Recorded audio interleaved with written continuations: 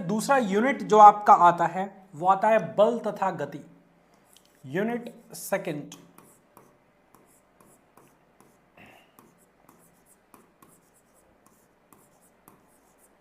बल तथा गति, फोर्स एंड मोशन।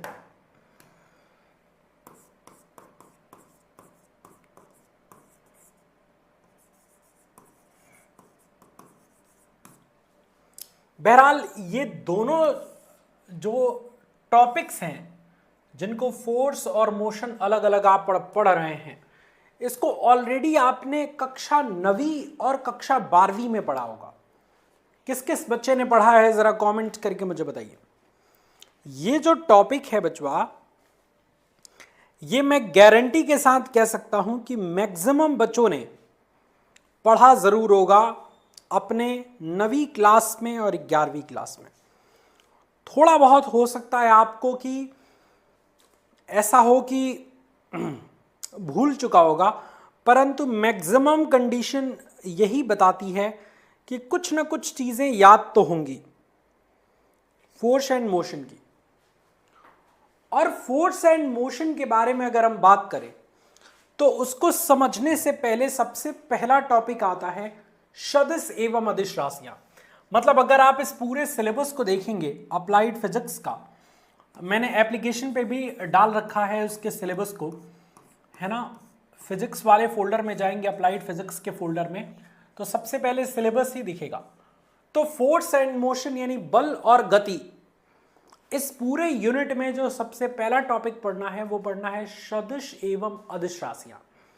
यानी कि बेसिक आपको क्लियर होना चाहिए सदिश अदिश राशियों की वो क्या होते हैं, क्रॉस डॉट प्रोडक्ट क्या होते हैं, सदिश योग का त्रिभुज नियम और समानांतर चतुर्भुज का नियम क्या होता है, अलग अलग प्रकार के सदिश राशियां कौन कौन सी होती हैं, ये आप सभी बच्चों को अच्छे से पता होना चाहिए।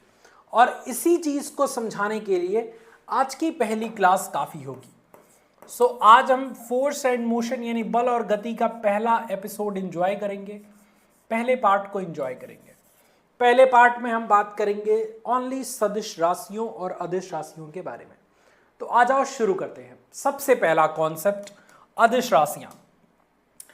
आपने गौर किया होगा अदिश मतलब स्केलर क्वांटिटी।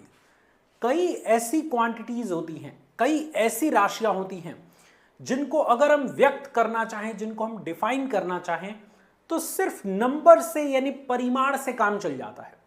जैसे अगर मैं आपसे कहूं कि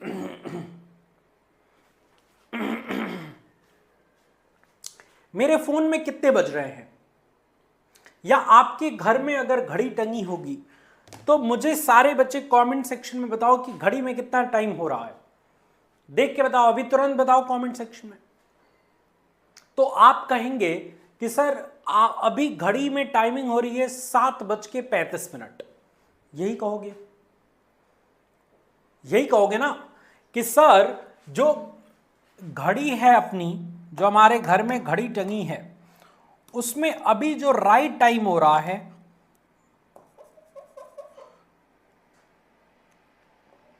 छोटी वाली सुई यहां पे है और बड़ी वाली सुई यहां पे है।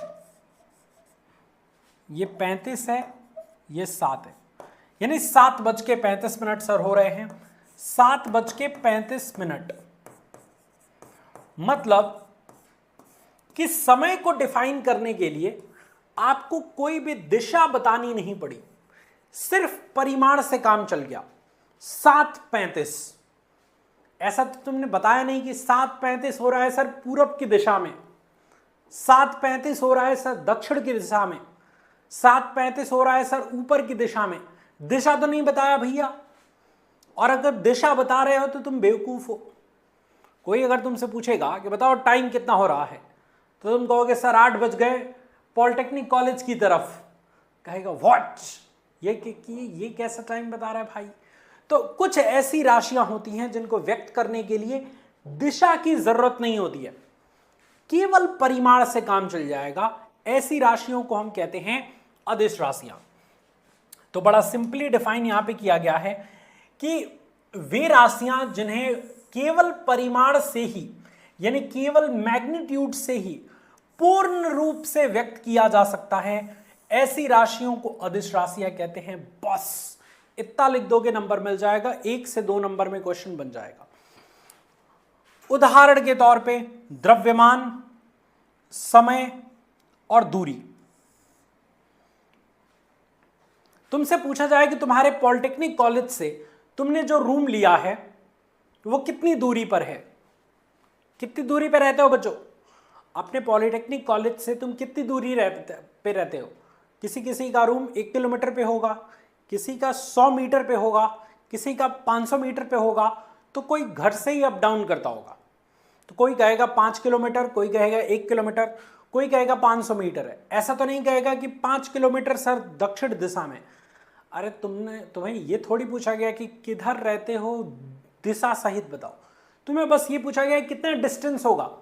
जैसे नॉर्मली लोग कह देते हैं कि तुम्हारे घर से शहर कितनी दूर होगा, तो तुम कहोगे शहर 20 किलोमीटर होगा हमारे गांव से, ऐसा कहते हो ना। तो 20 किलोमीटर पूरब दिशा में, दिशा तो नहीं बताते, सिर्फ 20 किलोमीटर बताने से काम चल जाता है। मतलब 20 क्या है? परिमाण है। तो ऐसी राशियां जिनको व्यक्त करने के लिए केवल और केवल परिमाण की आवश्यकता होती है, ऐसी राशियों को अदिश राशियां कहते हैं। बहुत सारे एग्जाम्पल हैं, मैंने कुछ एग्जाम्पल दे के यहां पे एक्सेट्रा लिख दिया कि भैया इत्यादि ETC। ठीक है, कल लाइव क्लास नहीं थी क्या? सुबह वाली थी अमित, तुम आए नहीं थे यार। क्लास अब डेली चल रही है, रात को भी 9:30 बजे और सुबह भी 7:30 बजे डेली चल रही है क्लास। अब तुम नहीं आओगे तो वो अलग बात है, परंतु रोजाना चल रही है क्लास। आके एक बार चेक कर लिया करो यार एप्लीकेशन में तुम सभी बच्चे। हो सकता है कि कभी नोटिफिकेशन ना जाए, बट डेली चेक करोगे तो अच्छे तरीके से समझ आएगा। तो ये है अपना अदिश राशियां। इसका कॉन्सेप्ट याद रखना, सिर्फ परिमाण की आवश्यकता होगी और किसी चीज की नहीं। अगर तुम कंफ्यूज हो तो यहां पे एक घेरा बना लेना, यहां पे एक थोड़ा सा इसको हाईलाइट कर देना ताकि दिख जाए कि केवल परिमाण की आवश्यकता चाहिए होगी। दूसरा, सदिश राशियां। कुछ ऐसी भी राशियां हैं हमारे पास जिनको व्यक्त करने के लिए ना प्रॉपर हमें बताना पड़ेगा कि उसका परिमाण क्या है और उसकी डायरेक्शन क्या है। जब तक हम इन दोनों चीजों को क्लियर नहीं करेंगे तब तक वो राशि को डिफाइन ही नहीं किया जा सकता, वो राशि को व्यक्त ही नहीं किया जा सकता। ठीक है, फॉर एग्जाम्पल विस्थापन, for example velocity, for example त्वरण।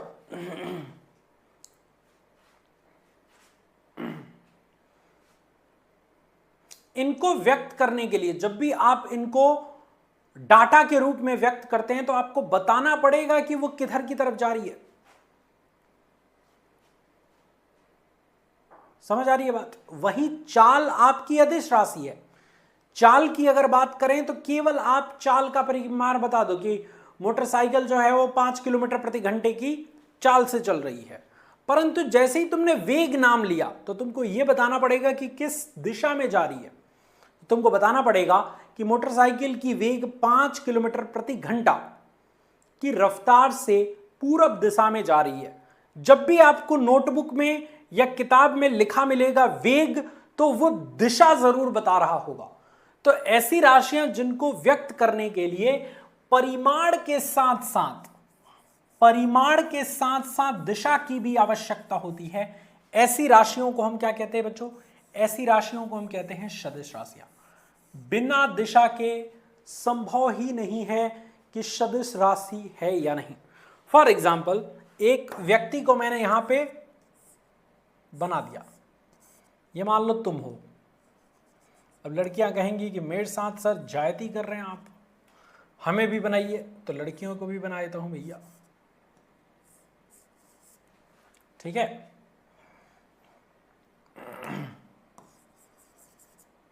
लड़कियों के बाल बड़े बड़े होते हैं तो बड़े बड़े बाल बना दिया। अब मैंने कहा कि अब मैंने ये कहा कि तुम्हें कोई धक्का दे रहा है, इस वाले लड़के को 5 न्यूटन के बल से कोई धक्का दे रहा है और इसको भी इसकी सहेली 5 न्यूटन के बल से धक्का दे रही है। तो अब कहां पकड़ के धक्का दे रही है? बल कहाँ लग रहा है, पीठ पर या कनपट्टा पे या पैर पे या पेट पे या हाथ पे, कहाँ लग रहा, वो पूरी दिशा बतानी पड़ेगी। तो तुम कहोगे कि एकदम ऐसे सर पे 5 न्यूटन का एक झापड़ खींच के दिया सर, और ये कहेगी कि मुझे भी सर पे सर 5 न्यूटन का, तो सर बताना पड़ा, मतलब इसकी दिशा बतानी पड़ेगी कहाँ एग्जैक्टली उसने मारा है।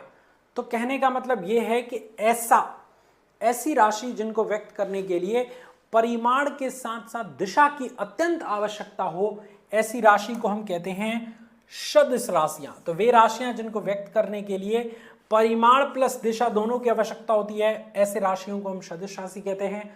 फॉर एग्जाम्पल विस्थापन, वेग, त्वरण, आवेग, ये सब एक्सेट्रा दुनिया भर की चीजें हैं। ये बेसिक बातें हैं, उम्मीद है सबको समझ में आनी चाहिए। ठीक है, क्लियर बात। अब कहीं भी अगर दे दिया जाए, जैसे मान लो बल को F से डिनोट करते हैं, ठीक है भैया, और द्रव्यमान को M से डिनोट करते हैं, तो अगर हम कहीं भी सिंबॉलिक रूप में लिखें तो हमें कैसे पता चलेगा कि कौन सदिश है कौन अदिश है। तो इसको भी डिफरेंशिएट करने के लिए एक तरीका अपना दिया गया कि जो भी राशि सदिश होगी उसको एक तो या तो डार्क लिखेंगे, यानी अगर F लिखना होगा तो F को हम मोटा लिखेंगे थोड़ा, ताकि हमें लगे कि हाँ ये सदिश राशि है। तो एक तो इसको डार्क लिखेंगे, डार्क मतलब बहुत ज़्यादा एकदम डार्क लिखेंगे, तो हमें पता चल जाएगा कि ये सदिश राशि है। या फिर इसके सिंबल पे एक छोटा सा तीर बना देंगे, तीर का मतलब इसकी दिशा को बता रहा है। तो जब भी किसी सिंबल के ऊपर तीर लगा हो या उस सिंबल को डार्क लिखा गया हो तो सीधे समझ जाना कि वो कौन सी राशि है। वो कौन सी राशि है भैया, वो राशि है सदिश। और जब किसी राशि को एकदम ऐसे ही नॉर्मल रख दिया जाए, कोई न डार्क बनाया जाए न उसके माथे पे कोई तीर लगाया जाए, तो वो राशि कौन सी है, अदिश। बहुत सिंपल कॉन्सेप्ट है, इसके बाहर कोई चीज नहीं आएगा, इसी से आएगा। इतनी बातें आपको समझ में आनी चाहिए। अच्छा, अब जो तीर आपने लगाया माथे पर, उस तीर की लंबाई और तीर की दिशा, ये दोनों कुछ ना कुछ रिप्रेजेंट करती हैं, है ना। तो जो एरो, जो तीर आपने सदिश के माथे पे लगाया है ना, उस तीर की लंबाई उस सदिश के परिमाण को यानी मैग्नीट्यूड को दर्शाती है, और तीर की जो दिशा है वो सदिश की दिशा को बताती है कि वो दिशा, वो किस दिशा में सदिश काम कर रहा है। ये चीज है। क्लियर है बात? यहां तक की बात सबको क्लियर है तो मुझे बता दो। है भैया? एकदम यहां तक की बात क्रिस्टल क्लियर। अब आगे बढ़ जाते हैं भैया। कहीं कोई दिक्कत हो पूछ सकते हो तुम, ऐसे मत के शर्माने लगना। भैया ऑफलाइन क्लास नहीं है, ऑफलाइन क्लास में थोड़ी शर्म आती है कि इतने सारे बच्चे हैं कैसे पूछूं, कहीं हंसने लगेंगे मेरे ऊपर। बट ऑनलाइन क्लास में तो ये शर्म नहीं है। अरे हंसेगा तो अपने घर से, मैं तो कमेंट करूंगा या करूंगी, मैं तो कैसे भी कमेंट करूंगी। तो आप कैसे भी कमेंट कर सकते हो, कोई बिना हिचकिचाए, बिना किसी दिक्कत के। सदिशों का निरूपण, रिप्रेजेंटेशन ऑफ वेक्टर, कैसे रिप्रेजेंट किया जा सकता है? तो दो तरीके से, एक सीधी रेखाखंड पर तीर लगा के, सीधी रेखाखंड पे तीर लगा के भी हम जो है वो इसको डिनोट कर सकते हैं सदिश को। ठीक है भैया। जैसे ए वेक्टर बिंदु ए से बी की ओर इंगित तीर है। जैसे मान लो कि अगर ये ए पॉइंट है और ये बी पॉइंट है, और यहां पे हमने एक ए वेक्टर लगाया, मतलब ए से बी की ओर इंगित करने वाला सदिश, मतलब ए से बी की तरफ सदिश की दिशा है और ए इसका परिमाण है। इसी तरीके से अक्षों में अगर हम देखें, मान लो एक्स अक्ष, वाई अक्ष, जेड अक्ष, इसमें आपको ए वेक्टर को दर्शाना है, तो आप कैसे दर्शाओगे? तो यदि a vector X Y Z quadrant हो तो इसका निरूपण एक्स वाई जेड अक्षों में होता है। आराम से आप एक्स वाई जेड एक्सेस में कर सकते हैं। जैसे ये आपका है वाई एक्सेस, ये है आपका एक्स एक्सेस, और ये है आपका जेड एक्सेस, और इसमें कोई यहाँ पे ए वेक्टर है, तो इसको आप आराम से इंगित कर सकते हैं कि भैया एक्स एक्सिस में ये, वाई एक्सिस में ये, जेड एक्सिस में ये, तो यहाँ पे ये वाला सदिश उपस्थित है एक्स वाई जेड तल में। तो कहने का मतलब यह है कि इस तरीके से आप रिप्रेजेंट कर सकते हैं सदिशों को। नेक्स्ट, सदिशों के प्रकार। There are many type of vectors, कई तरीके के सदिशों को देखा गया। जैसे कुछ फेमस और बहुत इंपॉर्टेंट छोटे छोटे परिभाषा वाले सदिश पूछे जाते हैं। जैसे आपके एग्जाम में कई बार यह देखा गया कि शून्य सदिश की परिभाषा पूछा है कि व्हाट इज जीरो वेक्टर, शून्य सदिश किसे कहते हैं, ऐसे ही क्वेश्चन आ जाएगा तुम्हारे पास। अभी देखो मैं दिखा देता हूं, इस तरीके का क्वेश्चन बैंक मार्केट में आ जाएगा, ठीक है। और इस तरीके के क्वेश्चन बैंक में तुम देखोगे यहां पे, तो ये जितने भी क्वेश्चन हैं छोटे छोटे अति लघुत्तरीय प्रश्न जिसको कहते हैं, वो सीधे सीधे आपके एग्जाम में पूछ दिए जाते हैं। जैसे एक क्वेश्चन देखो पूछा गया है, सदिश और अदिश में क्या अंतर है, सिंपल क्वेश्चन, एक लाइन का। इसी तरीके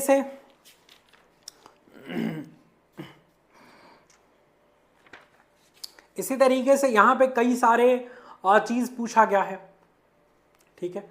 दो वेक्टरों के स्केलर गुणनफल के दो एग्जाम्पल दीजिए, है ना। इस तरीके से कई क्वेश्चन पूछे जाते हैं। तो कहने का मतलब इस तरीके का जो गाइड है वो आपका आ जाएगा कब तक, दिवाली के आसपास तक। खरीदना नहीं है, मैं खरीदने के लिए नहीं कह रहा, क्योंकि सारे के सारे गाइड मैं खरीदूंगा और आपकी प्रैक्टिस मैं कराऊंगा। सबकी पीडीएफ आपको मिल जाएगी एप्लीकेशन पे। एक सिंगल चीज नहीं खरीदना, जो क्रैश कोर्स आपको मिलेगा ना वो इसी फीस में मिलेगा। समझ आ रही है बात। जिसने आरंभ बैच लिया है उसको क्रैश कोर्स फ्री मिलेगा, तो उस क्रैश कोर्स में हम उसमें पढ़ेंगे, इसको सारे इंपॉर्टेंट क्वेश्चंस कराऊंगा। तो कुछ भी बाहर से नहीं खरीदना, टेंशन मत लो बस। तो शून्य सदिश क्या है, ऐसा सदिश जिसका परिमाण शून्य हो। शून्य परिमाण वाला जो सदिश कहलाता है उसी को हम शून्य सदिश कहते हैं। तो एक ऐसा सदिश जिसका परिमाण शून्य हो, शून्य सदिश कहलाएगा। दूसरा, समान सदिश, इक्वल वेक्टर। तो ऐसा सदिश जिसका परिमाण और दिशा दोनों समान हो, एक जैसे, ऐसे सदिश को हम कहते हैं इक्वल वेक्टर। तीसरा, विपरीत सदिश, अपोजिट वेक्टर। ऐसे सदिश जिनका परिमाण तो समान हो परंतु उसकी दिशा विपरीत हो। परिमाण तो समान हो, जैसे ए वेक्टर, इसका परिमाण है 5 ठीक है, और दिशा है ए से बी की ओर। और बी वेक्टर जिसका परिमाण है 5 परंतु दिशा है बी से ए की ओर। तो आप देख सकते हैं दिशा अलग अलग है, परिमाण समान है परंतु दिशा अलग अलग है, तो ये हो जाएंगे विपरीत वेक्टर। और जिनका परिमाण भी समान हो और दिशा भी समान हो, ए से बी की ओर ही हो, तो इसको हम कहेंगे समान वेक्टर। तो समान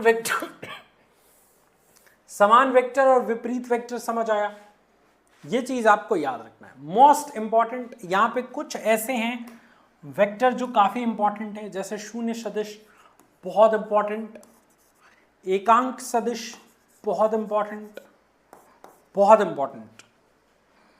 और लंबवत सदिश बहुत। इन तीनों को छोड़ना ही मत, इन तीनों को तो घोल के पी जाओ। तो एकांक सदिश किसे कहते हैं, ऐसा सदिश जिसका परिमाण 1 हो, ऐसा सदिश जिसका मैग्नीट्यूड परिमाण 1 होता है और दिशा बताने के लिए प्रयोग किया जाता है, उसको हम कहते हैं एकांक सदिश। नेक्स्ट आपका आता है सहसदिश, कोलीनियर वेक्टर।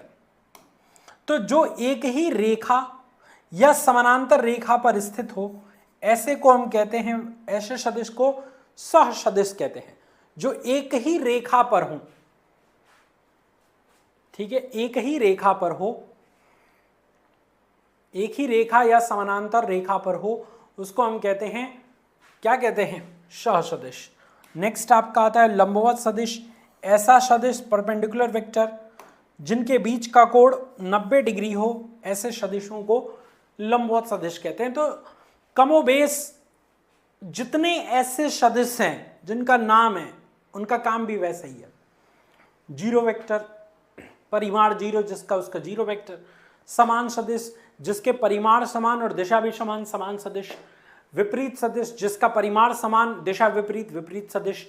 एकांक सदिश जिसका परिमाण एक, एकांक सदिश और ये दिशा बताने के लिए जरूरी है। सह सदिश जो एक ही रेखा पर या समानांतर स्थित हो, सह सदिश। लंबवत सदिश जो सदिश एक दूसरे के 90 डिग्री के एंगल पर हो तो एक दूसरे के लंबवत सदिश कहलाते हैं। क्लियर? बोल दे भाई यार जल्दी। बहुत इंपॉर्टेंट, सबको याद कर लेना, बहुत जरूरी चीज है, बहुत अच्छे से याद रखने की जरूरत है।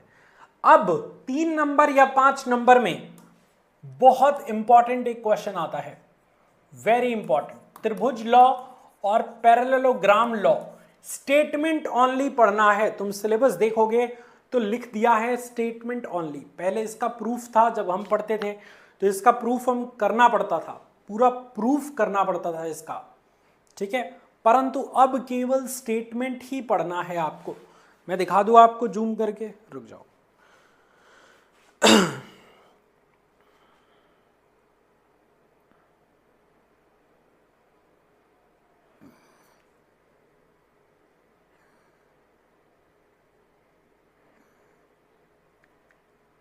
मुर्जा भाई, यस, इधर देखो, ये सिलेबस है अपना फोर्स एंड मोशन का।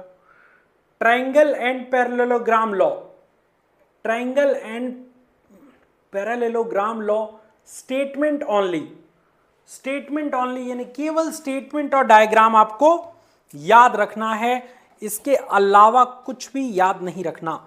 इसका प्रूफ तो करना ही नहीं है। तो स्टेटमेंट क्या कहता है? स्टेटमेंट बचवा ये कहता है, बहुत ध्यान से सुनना, कि यदि दो सदिशों को एक त्रिभुज की दो भुजाओं की तरह क्रमशः सिर और पूंछ जोड़कर रखा जाए तो उनका योगफल तीसरी भुजा द्वारा सिर से पूंछ की तरफ प्रदर्शित किया जाता है। मतलब अगर दो सदिशों को, मान लो एक सदिश हमने ये बना दिया ए, एक सदिश हमने बना दिया ये ए वेक्टर, और दूसरा सदिश हमने क्या किया, दो भुजाओं को क्रमशः सिर और पूंछ से जोड़ के, यानी दूसरा सदिश का जो सिर होगा वो, मतलब दूसरा सदिश का पूंछ जो होगा वो पहले सिरे के, पहले देखो ये तीर को हम कहते हैं सिर, हेड, और ये सबसे लास्ट वाले को कहते हैं पूंछ। तो दो यहां पे देखो, पढ़ो ध्यान से, दो सदिशों को एक त्रिभुज की दो भुजाओं की तरह क्रमशः सिर और पूंछ को जोड़ के इस प्रकार रखा गया है कि वो त्रिभुज की क्रमशः दो भुजाओं द्वारा निरूपित हों। तो त्रिभुज की तीसरी भुजा सिर से पूंछ की तरफ, तीसरी भुजा जो है वो क्या हो जाएगी, सिर से पूंछ की तरह कुछ इस तरीके से व्यक्त होगी, ठीक है। और ये जो तीसरी भुजा का परिमाण है आर वेक्टर, ये किसके बराबर हो जाएगा, ए वेक्टर और बी वेक्टर के योग के बराबर हो जाएगा। यानी कि ये जो आर वेक्टर है, परिणामी आर वेक्टर, तीसरी भुजा का परिणामी आर वेक्टर जो होगा वो इन दोनों के सदिश योग के बराबर होगा, ठीक है। सर सीएस का एग्जाम हिंदी में होगा ना? हाँ, कौन सा पॉलिटेक्निक है गायत्री? UP polytechnic? अगर हाँ तो आप दोनों में लिख सकते हो, हिंदी इंग्लिश। देखो आता है तो इंग्लिश में लिख दो टोटली, और नहीं आता है तो हिंदी में लिख दो टोटली, है ना। कुछ ऐसे स्टेट्स हैं जहाँ केवल इंग्लिश में लिखना होता है, बट यूपी पॉलिटेक्निक का एग्जाम जो बच्चे दे रहे हैं, यूपी पॉलिटेक्निक फर्स्ट सेमेस्टर का स्टूडेंट जो है उसको प्योर आपके ऊपर डिपेंडेंट है कि आप हिंदी में लिखना चाहें तो हिंदी में लिख सकते हैं, इंग्लिश में लिखना चाहें तो आप इंग्लिश में लिख सकते हैं, ठीक है। हाँ सर, हाँ तो हिंदी में लिख सकते हो, कोई टेंशन नहीं।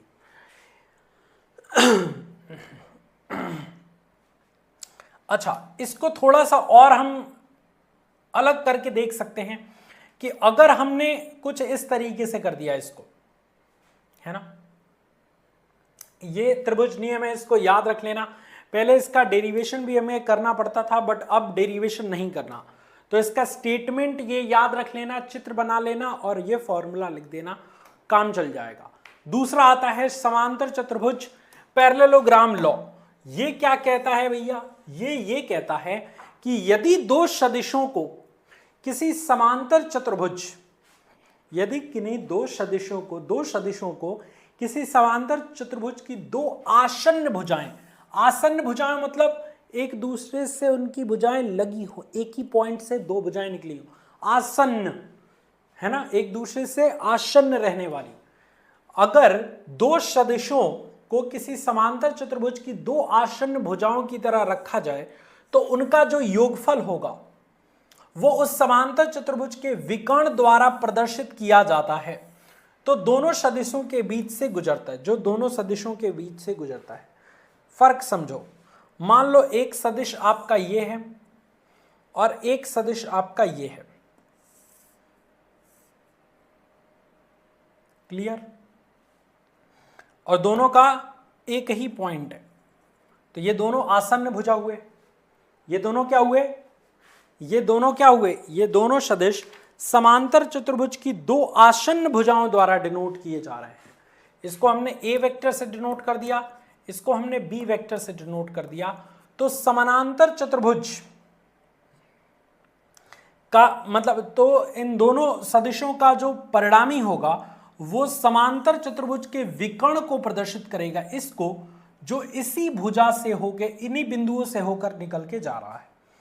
ठीक है, आर वेक्टर।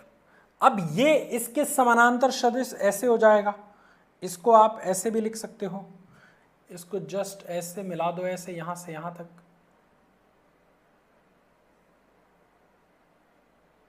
कुछ इस तरीके से, और इसको मिला दो इसके समानांतर यहां से यहां तक, कुछ ऐसे, और इस वाले को थोड़ा सा खींच के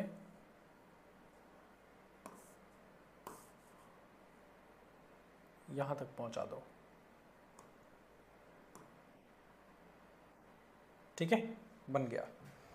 तो ये इसके बराबर होगा तो ये भी बी वेक्टर हो गया, ये इसके बराबर हो तो ये भी ए वेक्टर हो गया।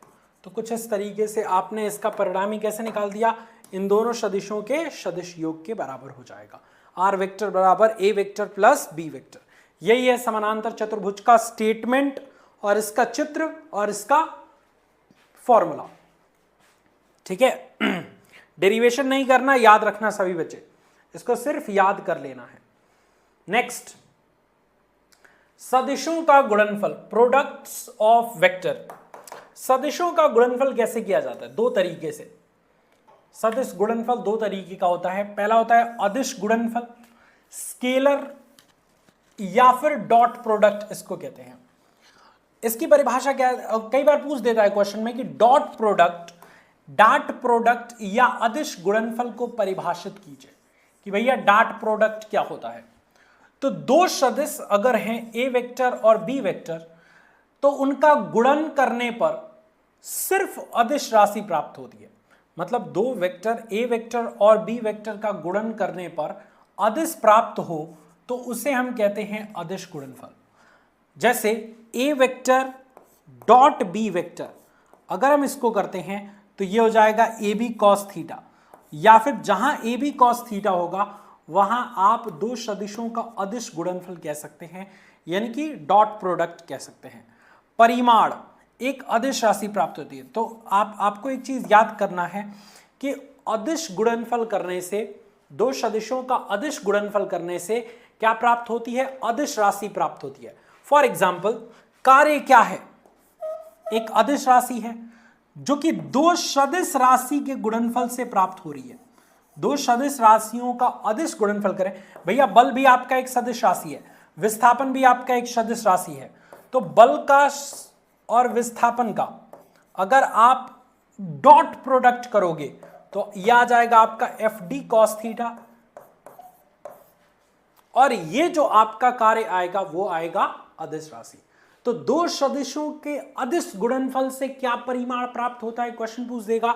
तो दो सदिशों के अदिश गुणनफल से अदिश राशि प्राप्त होती है। सिंपल कॉन्सेप्ट है, इसको याद रखने की जरूरत है। इसी तरीके से फ्लक्स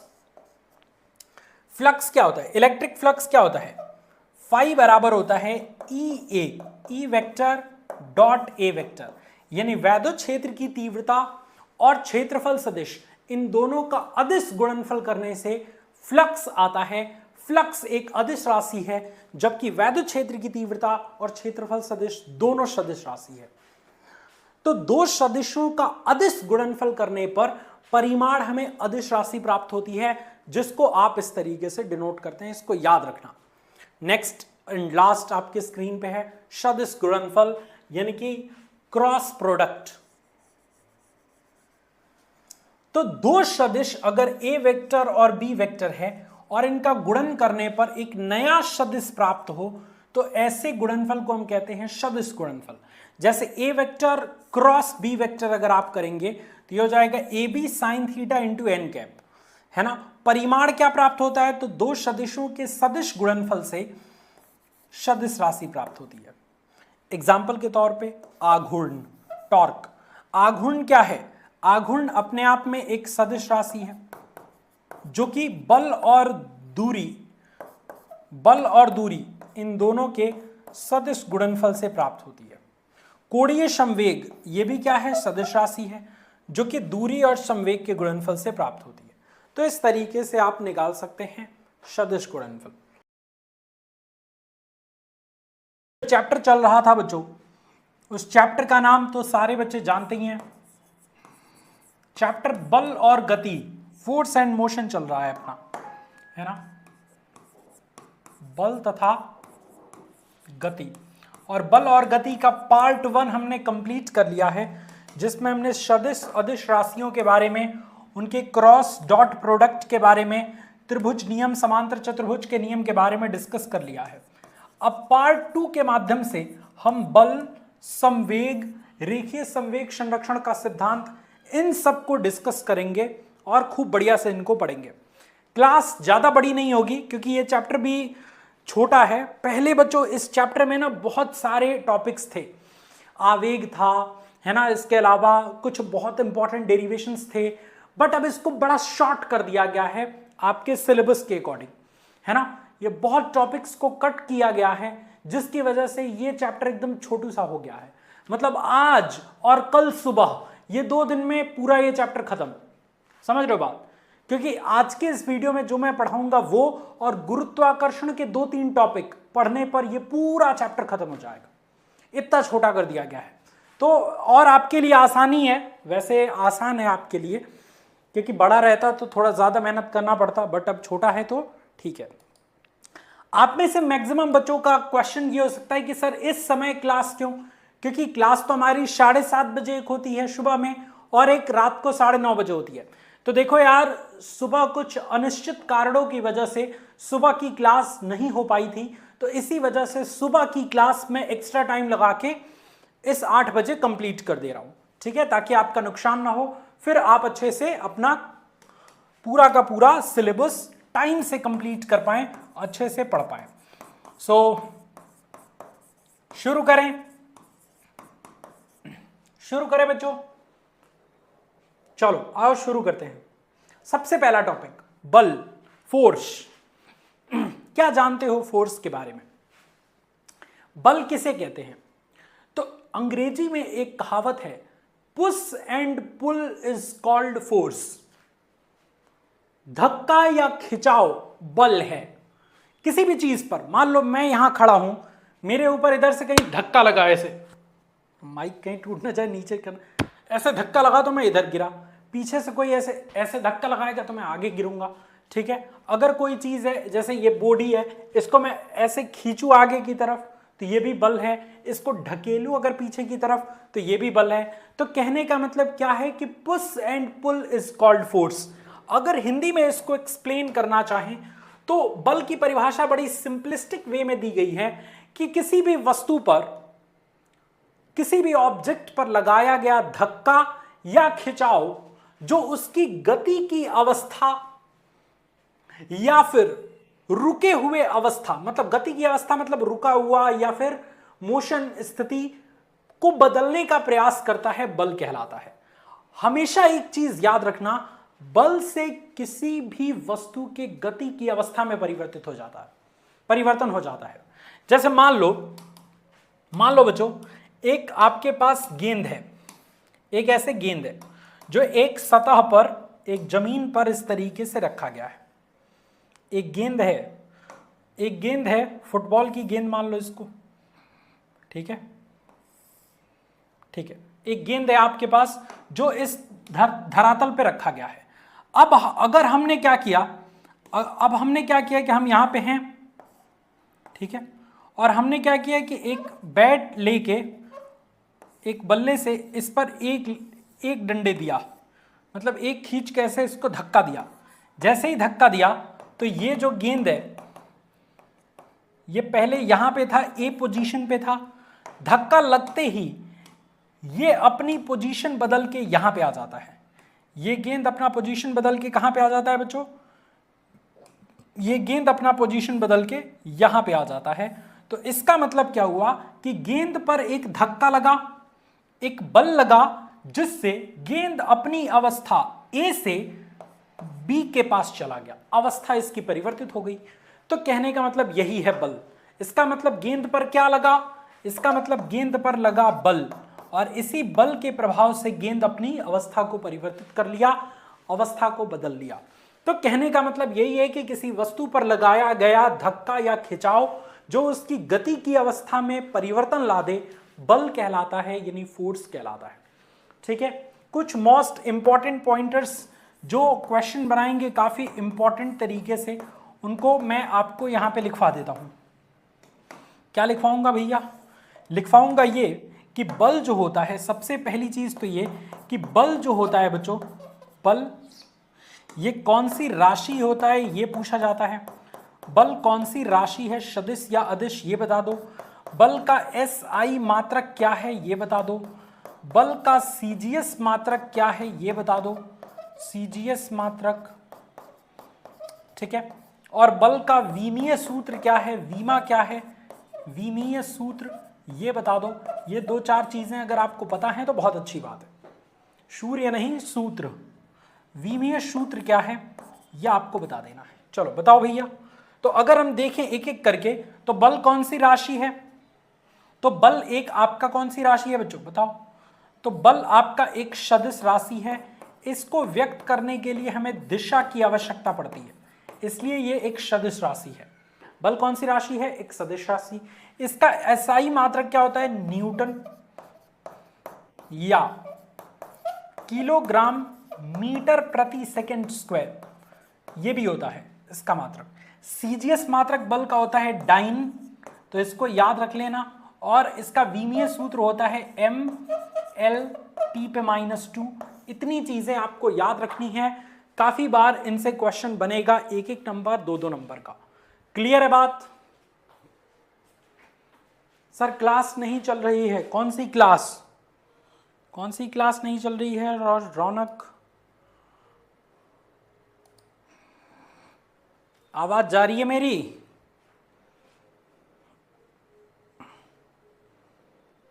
मेरी आवाज जा रही है क्या सबको? कह रहा है क्लास नहीं चल रही। क्लास चली तो रही है, लाइव हूं मैं, चल रही है, दिख तो रहा है यार। एक मैं पता है पेड का ग्रुप बना देता हूं, ठीक है। एक मैं ग्रुप बना दूंगा, व्हाट्सएप ग्रुप या टेलीग्राम ग्रुप जो कहोगे, और सारे बच्चों को मैं ऐड करता हूं पेड वाले। जिससे क्या होगा कि अपन एक मैसेज डाल देंगे तो वो ज़्यादा बेहतर तरीके से आप तक पहुंच जाएगा। कई बार क्या होता है कि ऐप यूज़ करने ही कई बच्चों को नहीं आ रहा है, जिसकी वजह से वो ज्वाइन ही नहीं हो पा रहे। तो इसलिए मैं एक व्यवस्था करता हूं ये वाला, ठीक है। बाकी ये चीज़ समझ आया सबको, बल क्या है? आगे बढ़ जाएं। सर टाइम से क्लास क्यों नहीं चल रही? ऋतिक भाई सुबह में ना एक अनिश्चित कारण आ गया था जिसकी वजह से क्लास नहीं हो पाई है सुबह वाली। तो उसी सुबह की क्लास को मैं इस टाइम पर ले रहा हूं, क्योंकि आज की क्लास नागा ना हो तो वो सुबह जो 7:30 बजे वाली क्लास है ना, उसको मैं यहां पे ले रहा हूं ताकि आज की क्लास आपकी मिस ना हो, खराब ना हो। ठीक है, तो ये एक्स्ट्रा क्लास है, स्टार्टिंग में मैंने बताया था आपको, समझ आ रहा है। और बहुत सारी क्लास एक्स्ट्रा लगेगी जो नोटिफिकेशन के माध्यम से बताई जाएंगी। तो इसीलिए मैं आज एक व्हाट्सएप ग्रुप क्रिएट करता हूं आज या कल में, और उसमें सारे बच्चों को जोड़ दूंगा, तो वहां पे आपको नोटिफिकेशन मिलता रहेगा। ठीक है ना। चलो नेक्स्ट, अगला आपका आता है संवेग क्या है। संवेग क्या है बच्चों, तो आपने क्लास 9th में बड़ा अच्छे से पढ़ा होगा कि किसी वस्तु के द्रव्यमान और उस वस्तु द्वारा प्राप्त वेग का गुणनफल संवेग कहलाता है। पढ़ा है सबने। तो इसका फॉर्म मतलब इसका जो परिभाषा है वो 2 नंबर में पूछ देगा, और बड़ा आसानी से आपको लिखना है कि किसी गतिशील वस्तु का द्रव्यमान और वेग का गुणनफल संवेग कहलाता है। क्या स्थिर वस्तु का संवेग होगा सर? नहीं, क्योंकि उसका वेग 0 हो जाएगा। तो वेग 0 होगा तो कोई संवेग का प्रश्न ही नहीं उठता।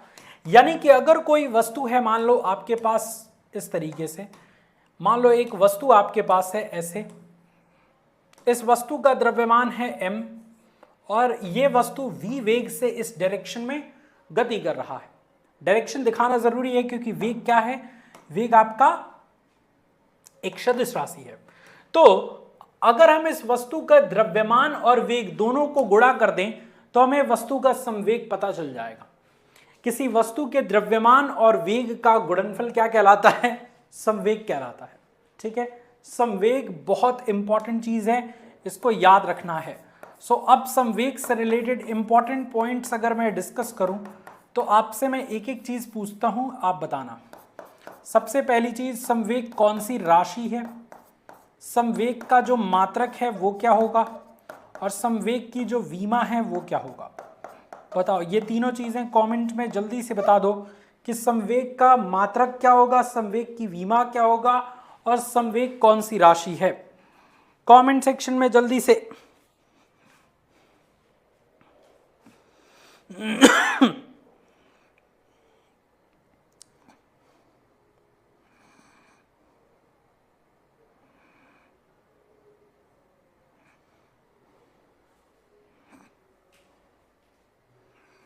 बोलो बोलो बोलो।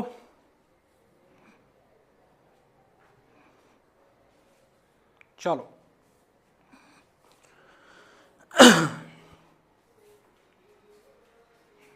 बोलो यार, कुछ तो आंसर तुम भी करो यार, तुम तो बोलते ही नहीं हो क्लास में, केवल देखते ही रहते हो क्या? पता तो होगा ना भैया। संवेग एक सदिश राशि है। संवेग क्या है बच्चों? एक सदिश राशि है, और संवेग का परिमाण इससे निकाला जाएगा, और सदिश है तो दिशा ऐसे निकाला जाएगा। और एक चीज हमेशा याद रखना, एक अदिश राशि जब भी, क्योंकि द्रव्यमान क्या है? अदिश राशि, और वेग क्या है बच्चों? सदिश राशि। तो अदिश और सदिश का जब गुणनफल होगा ना, अदिश और सदिश राशियों का जब गुणा करा जाता है, अदिश और सदिश राशि का गुणा किया जाता है, तो हमेशा सदिश राशि प्राप्त होता है। ये हमेशा याद रखना। तो इसलिए द्रव्यमान और वेग का गुणा किया गया है तो आपका सदिश राशि संवेग प्राप्त हुआ। अब इसका अगर हम मात्रक निकालना चाहें तो द्रव्यमान का किलोग्राम और इसका मीटर प्रति सेकंड। ठीक है, ठीक है बच्चों? अरे बोलो यार।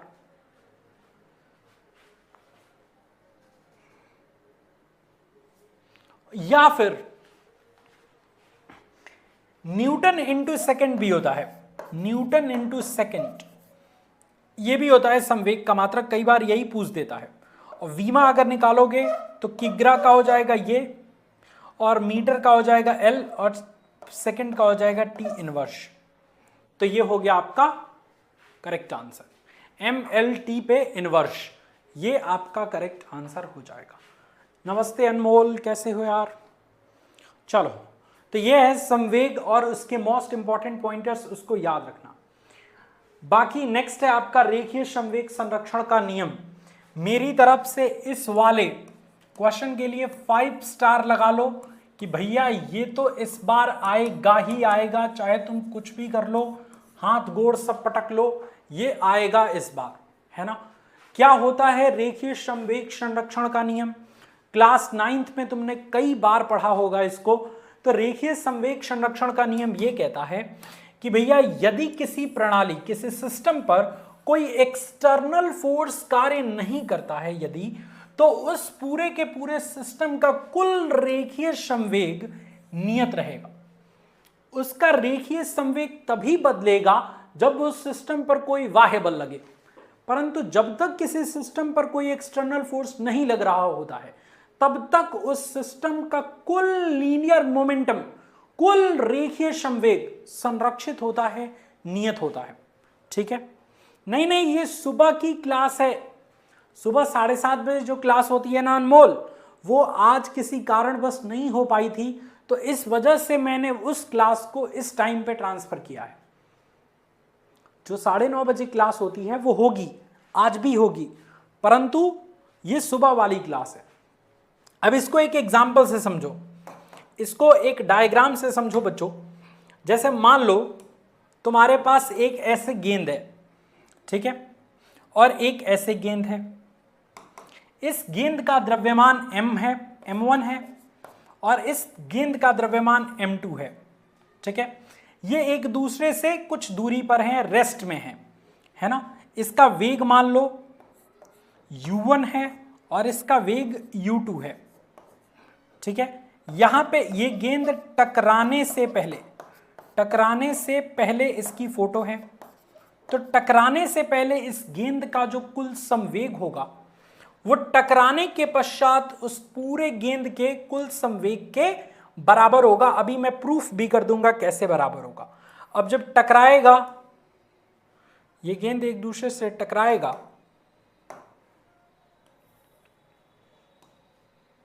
ठीक है, जैसे ये गेंद एक दूसरे से टकरा रहा है, बराबर क्यों नहीं बन पा रहा, एक ये बना दिया, एक ये बना दिया।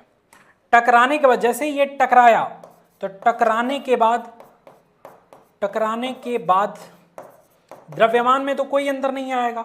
द्रव्यमान अगर m1 था इसका तो ये भी m1 और ये m2 था तो m2।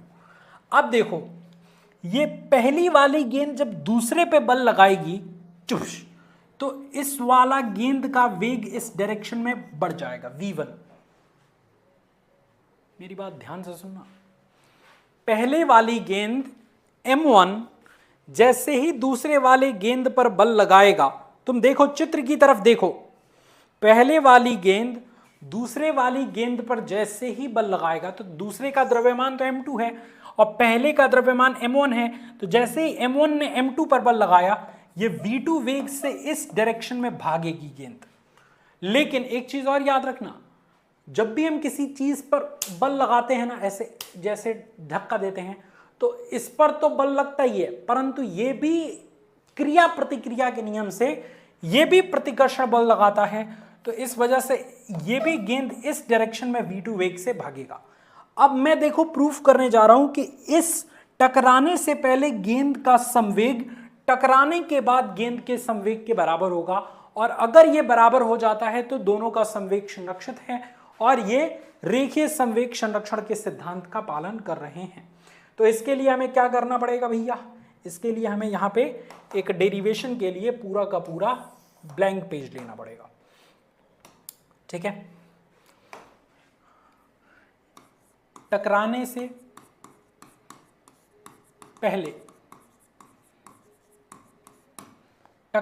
पहले यहां पे जो है वो हम चित्र फिर से बना देते हैं। ये गेंद और ये दूसरा गेंद, इसका द्रव्यमान m1, इसका द्रव्यमान m2, इसका वेग v1, इसका वेग v2। कोई टेंशन नहीं सर, ठीक है? टकराने के बाद ये v1 v2 ना लिख के u1 u2 लिख देते हैं, क्योंकि प्रारंभिक वेग u1 और u2 ही हम लिखते हैं इसको। ठीक है?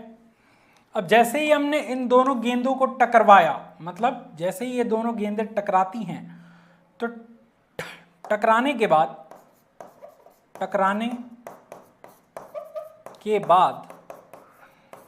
के बाद क्या होगा, इसका द्रव्यमान तो m1 ही रहेगा, इसका m2 रहेगा, परंतु m1 वाले द्रव्यमान वाला गेंद m2 पर बल लगाएगा जिससे m2 v2 वेग प्राप्त कर लेगा, और ये भी इस पर बल लगाएगा जिस पर प्रतिक्रिया बल के कारण ये v1 वेग प्राप्त कर लेगा।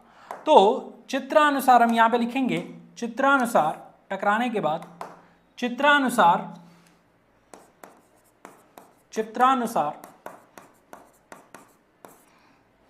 F12 यानी पहली गेंद द्वारा दूसरी गेंद पर लगने वाला बल, F12 मतलब पहली गेंद द्वारा दूसरी गेंद पर लगने वाला बल, F12 किसके बराबर होगा, दूसरी गेंद द्वारा पहली गेंद पर लगाने वाले बल के बराबर होगा, परंतु माइनस चिन्ह ये बताता है कि ये इसकी जो डायरेक्शन है, दूसरी गेंद द्वारा पहले गेंद पर जो बल लगेगा वो विपरीत दिशा में लगेगा पहले गेंद की दूसरी गेंद पर लगने वाले बल के डायरेक्शन से। भाई पहला गेंद दूसरे गेंद पर ऐसे बल लगाएगा तो उसके रिस्पॉन्स में, उसके रिएक्ट में रिएक्शन फोर्स दूसरा गेंद पहले गेंद पे अपोजिट डायरेक्शन में लगाएगा, तो इसलिए F12 बराबर माइनस में F21। क्लियर। अब फोर्स बराबर बल बराबर क्या होता है, सभी बच्चे जानते हैं बल बराबर क्या होता है, द्रव्यमान गुणे त्वरण, द्रव्यमान गुणे त्वरण, जानते हो ना जी सर, रखो। तो F12 यानी पहला दूसरे पे लगा रहा है तो M1 A1 बराबर माइनस में M2 A2। क्लियर है बात, कोई दिक्कत, कोई परेशानी, कोई समस्या।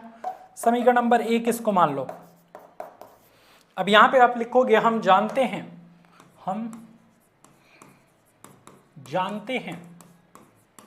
गति के प्रथम समीकरण से, गति के प्रथम समीकरण से क्या जानते हो, गति के प्रथम समीकरण से आप ये जानते हो कि v बराबर क्या होता है बच्चों, u plus A T, class 9th में पढ़ाया गया है, v बराबर u प्लस ए टी। गति का पहला समीकरण क्या कहता है,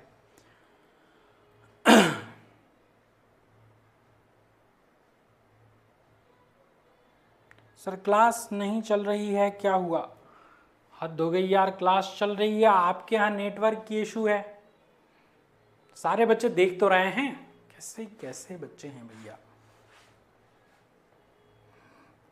नेटवर्क इशू है आपके यहाँ, मैं लिख देता हूँ यहाँ पे, रौनक नेटवर्क इशू है आपके साइट से,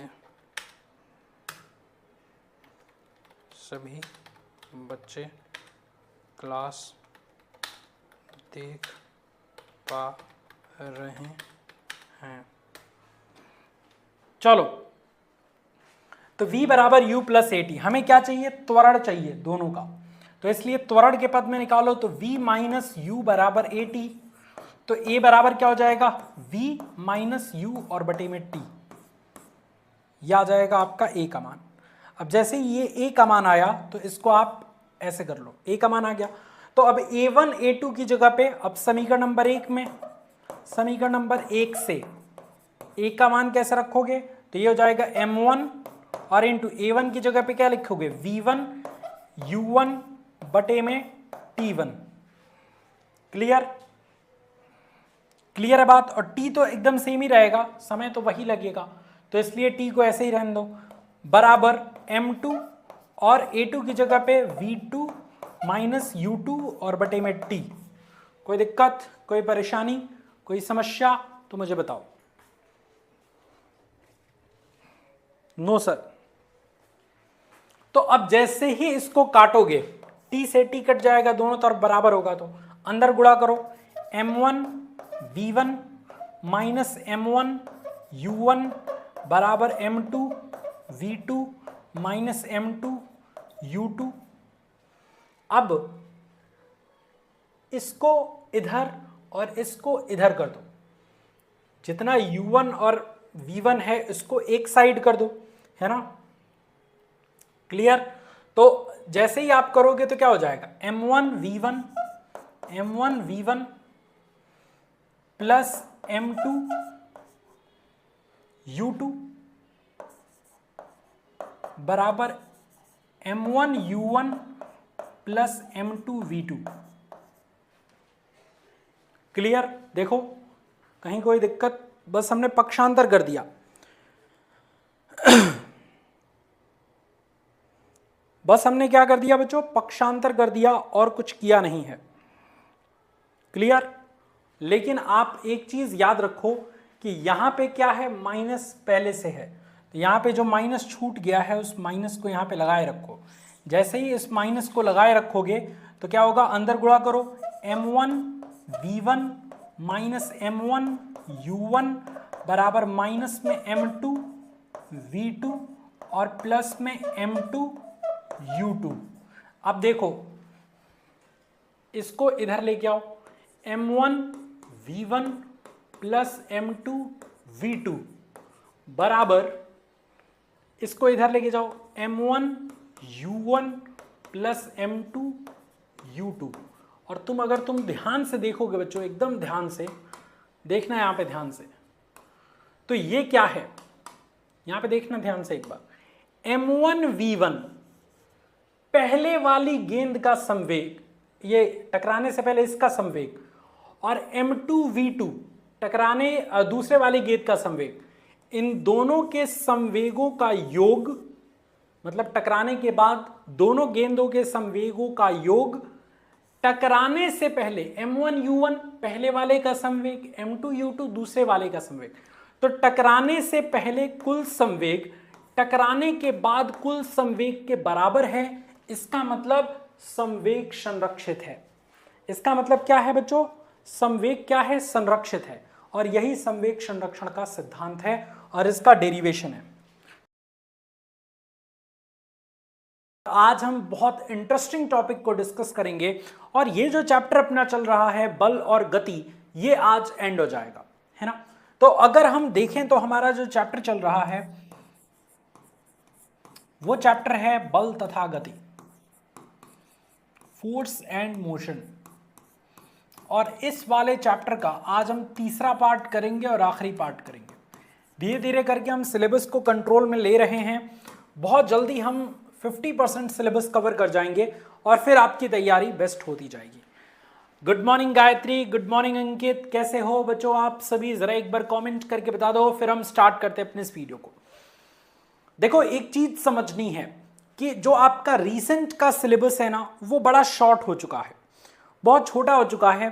तो ऐसी कंडीशन में मजेदार हो गया आपके लिए। कुछ ही चीजें पढ़नी है, गिनी चुनी चीजें पढ़नी है और फिर वही चीज आपके एग्जाम में क्वेश्चन बना दिया। सबसे मजा तब आता है जब सिलेबस छोटा हो जाए, क्योंकि सिलेबस छोटा हो जाएगा तो क्वेश्चन उसी अकॉर्डिंग आएंगे और फिर आपको कम चीजें पढ़ के और ज्यादा मार्क्स स्कोर करने की पॉसिबिलिटी बढ़ जाती है। क्योंकि मान लो किसी चैप्टर में 10 टॉपिक है तो अब क्वेश्चन उन्हीं 10 टॉपिक से ही तो बनेंगे। अब किसी चैप्टर में 50 टॉपिक है तो 50 टॉपिक से क्वेश्चन बन सकते हैं। तो दिक्कत तब हो जाती है जब ज्यादा टॉपिक होते हैं। परंतु आज अब सिलेबस को रिवाइज कर दिया गया है, अब सिलेबस को एकदम जो है वो बेहतर कर दिया गया है। मैं अगर अपना परिचय दूं तो मेरा नाम रोशन पांडे है और मैंने यूपी के टॉप तीसरा government college government polytechnic Ghaziabad से 2021 में अपना बहुत बढ़िया से कंप्लीट किया डिप्लोमा मैकेनिकल इंजीनियरिंग से। सर मुझे कम्युनिकेशन स्किल समझ नहीं आती है थोड़ी भी। हिंदी मीडियम के स्टूडेंट्स को बच्चा बहुत ज़्यादा मुश्किल होती है, मैं मानता हूँ, परंतु वो है नहीं कुछ, वो इंग्लिश ही है। उसको कुछ और मत समझो, वो जस्ट एक इंग्लिश सब्जेक्ट है, जैसे इंग्लिश आप पढ़ रही होती है ना। स्टार्टिंग में आपको बहुत मुश्किल लग रही होगी, बट धीरे धीरे करके जैसे जैसे सर आपको पढ़ाते जाएंगे, नेक्स्ट लेक्चर में उसके आगे जैसे ही 10 लेक्चर होगा ना, आप देखिएगा कि आपको बहुत चीज़ें समझ आने लगेंगी। तो अभी किसी भी चीज़ को देखो, आपको इंजीनियरिंग ड्राइंग परेशान कर सकती है, आपको अप्लाइड केमिस्ट्री परेशान कर सकती है, आपको कम्युनिकेशन स्किल परेशान कर सकती है, बट किसी से परेशान मत हो। मेरी बस एक बात हमेशा याद रखो कि अभी आपको सारे सब्जेक्ट परेशान करेंगे, 1 महीने बाद देखना सब सब्जेक्ट पे कमांड बन जाएगा। बस लगे रहे तो, छोड़ दिए पढ़ना, लाइव आना तो फिर दिक्कत है। ठीक है, आ जाओ शुरू करते हैं। तो अब हमको टॉपिक पढ़ना है गुरुत्वाकर्षण से रिलेटेड जो आपके सिलेबस में है। तो आपके सिलेबस में गुरुत्वाकर्षण बल है, उसका नियम है, गुरुत्वीय त्वरण है, उनमें रिलेशन है कैपिटल जी स्मॉल जी में, और जी के मान में परिवर्तन कैसे कैसे होता है पृथ्वी के ऊपर जाने पे, नीचे जाने पे, इतना ही बस आपको पढ़ना है। तो आओ शुरू करते हैं। सबसे पहला, गुरुत्वाकर्षण क्या है? तो देखो, जब भी आएगा ना कि गुरुत्वाकर्षण से आप क्या समझते हैं, तो आप लिखेंगे दो वस्तुओं के बीच का वह आकर्षण बल जो उनके द्रव्यमान और उनके बीच की दूरी पर निर्भर करता है, गुरुत्वाकर्षण बल कहलाता है। आप सभी बच्चे जानते हैं कि अगर हम पृथ्वी पर खड़े हैं तो वो किसके कारण है? हमारे शरीर का कुछ ना कुछ द्रव्यमान है और पृथ्वी का कुछ ना कुछ गुरुत्वीय त्वरण है, जिसकी वजह से हमारा एक भार क्रिएट होता है और वही भार गुरुत्वाकर्षण बल के रूप में होता है। कहने का मतलब, अगर इस पृथ्वी का ग्रेविटेशनल फोर्स हटा दिया जाए तो हम उड़ने लगेंगे आसमान में। मतलब पृथ्वी हमें एक बल से अपनी ओर खींच रही है, जिस बल को सिंपलिस्टिक भाषा में कहें तो गुरुत्वाकर्षण बल कहते हैं। इसको न्यूटन साहब ने यह कहा कि ब्रह्मांड में प्रत्येक कण प्रत्येक दूसरे को अपनी ओर आकर्षित कर रहे हैं। वो जिस बल से एक दूसरे को अपनी ओर आकर्षित करते हैं उसी बल को गुरुत्वाकर्षण बल कहते हैं। गुरुत्वाकर्षण बल की प्रकृति क्या होती है? आकर्षण वाली। गुरुत्वाकर्षण बल कभी भी प्रतिकर्षी नहीं होता। इसकी प्रकृति कैसी होती है बच्चों? इसका नेचर कैसा होता है? तो गुरुत्वाकर्षण बल की प्रकृति आकर्षण वाली होती है, अट्रैक्शन। आकर्षण बल एक आकर्षण बल है, अट्रैक्शन फोर्स। मतलब ये हर चीज को अपनी ओर अट्रैक्ट करेगा, रिपेल नहीं करेगा, अट्रैक्ट करेगा, आकर्षित करेगा। अच्छा, एक चीज और याद रखना कि जो गुरुत्वाकर्षण बल है ये ब्रह्मांड का सबसे कमजोर बल है। सबसे कमजोर बल है, सबसे वीकेस्ट फोर्स अगर पूछा जाता है ना कि ब्रह्मांड में सबसे कमजोर बल कौन सा है, तो गुरुत्वाकर्षण बल टॉप अपना जगह बनाता है। सबसे मजबूत बल कौन सा है? ब्रह्मांड में सबसे मजबूत बल कौन सा है? सबसे स्ट्रॉन्गेस्ट फोर्स किसको कहते हैं? न्यूक्लियर फोर्स, नाभिकीय बल को। और सबसे कमजोर बल गुरुत्वाकर्षण बल को। तो समझ आया बच्चों कि गुरुत्वाकर्षण क्या है, गुरुत्वाकर्षण बल क्या है।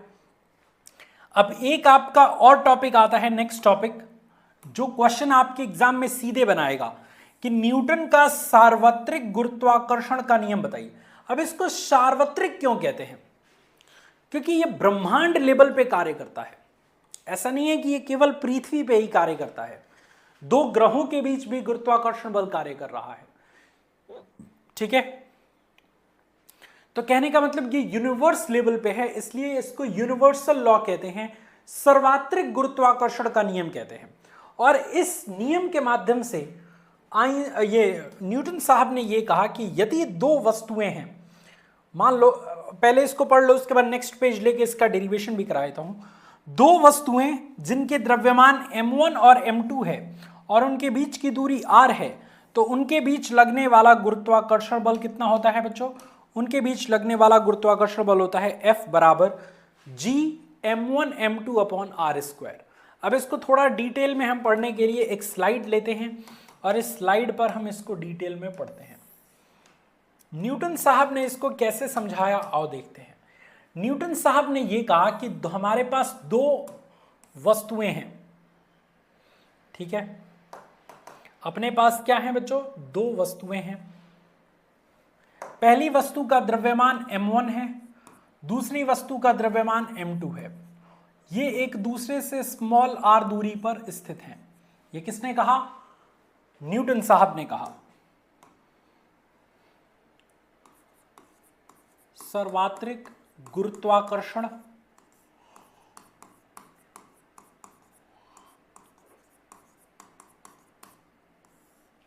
यूनिवर्सल ग्रेविटेशनल लॉ का नियम। और ये किसने दिया था? न्यूटन साहब ने दिया था, तो इसको याद रखना। ये बहुत इंपॉर्टेंट एक कॉन्सेप्ट है, सर्वात्रिक गुरुत्वाकर्षण। तो न्यूटन साहब ने ये कहा कि दो वस्तुओं पर लगने वाला आकर्षण एवं प्रतिकर्षण बल उनके द्रव्यमानों के गुणनफल के समानुपाती होता है। किसने कहा? न्यूटन साहब ने। क्या कहा?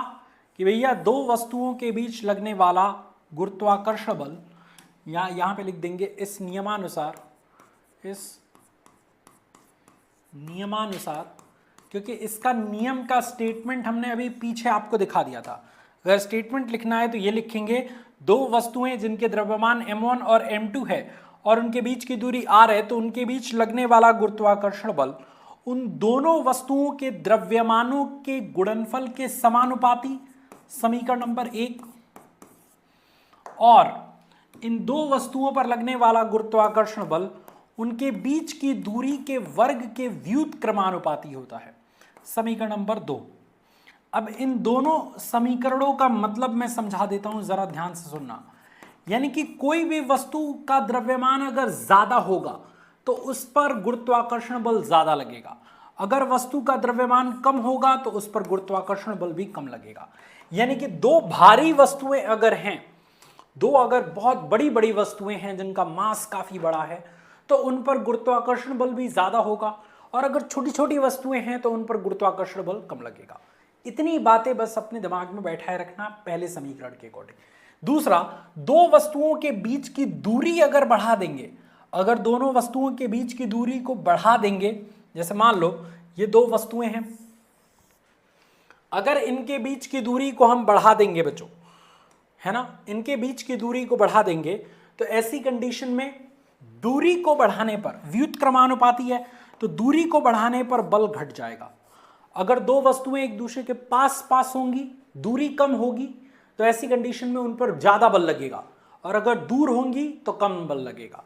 तो बस यही समझना कि दो वस्तुओं के बीच आकर्षण एवं प्रतिकर्षण, मतलब दो वस्तुओं के बीच गुरुत्वाकर्षण बल उनके बीच की दूरी के वर्ग के व्युत्क्रमानुपाती होता है। उपरोक्त समीकरणों से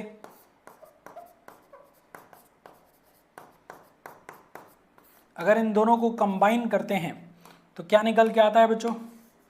यहां से निकल के आता है F, दोनों को कंबाइन कर दिया तो F समानुपाती m1 m2 upon R square, F समानुपाती m1 m2 upon R square. तो यहां पे अगर हम देखें तो F बराबर क्या आ जाएगा?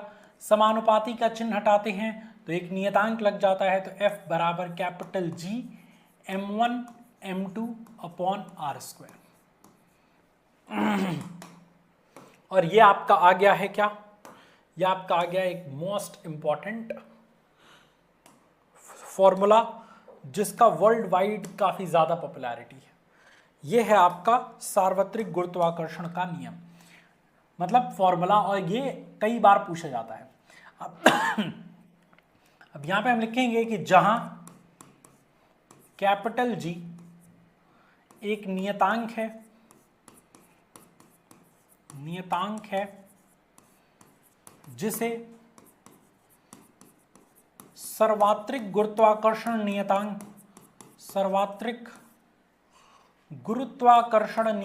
कहते हैं। सार्वत्रिक गुरुत्वाकर्षण नियतांक कहते हैं, उसे सार्वत्रिक गुरुत्वाकर्षण नियतांक कैपिटल G कहते हैं। और कैपिटल G का जो मान होता है वो कई बार पूछा जाता है। कैपिटल G का मान पूछा जाता है, कैपिटल G का मात्रक पूछा जाता है, और कैपिटल G की विमा पूछी जाती है।